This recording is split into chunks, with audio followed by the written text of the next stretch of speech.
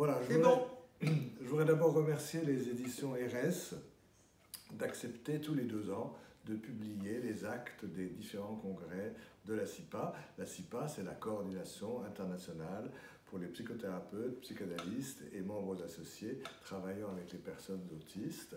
La CIPA qui a été fondée par Geneviève Hague. Il y a donc un congrès tous les 2 ans qui fait l'objet d'une publication grâce aux éditions RS.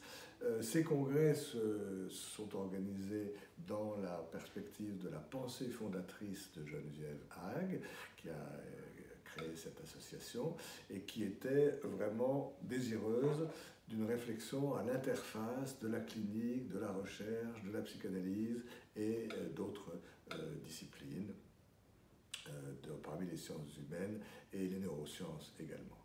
Voilà, ça a été le cas de ce dernier congrès, le 5e, qui fait l'objet de ce livre. Armelle va en dire quelques mots. Je profite de l'occasion pour dire que le prochain congrès de la CIPA aura lieu en janvier 2024, 25, 26 et 27, sur le thème du langage.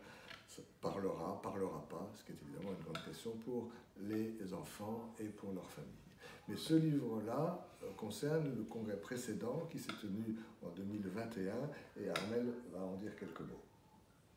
Alors, ce 5e congrès avait pour titre « Clinique et recherche, innover, inventer, créer ».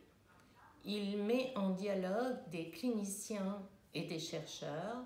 Parmi ces cliniciens, un certain nombre sont également chercheurs et se sont arrêtés sur des faits qui les ont surpris pour se lancer dans ces recherches.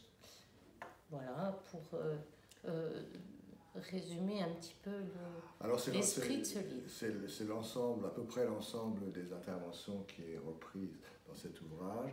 La dimension de créativité nous a paru essentielle. Créativité thérapeutique, créativité clinique, créativité artistique aussi. Voilà, nous vous souhaitons une très bonne lecture de ce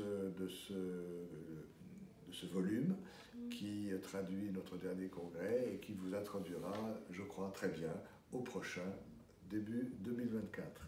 Merci beaucoup. Merci, au revoir.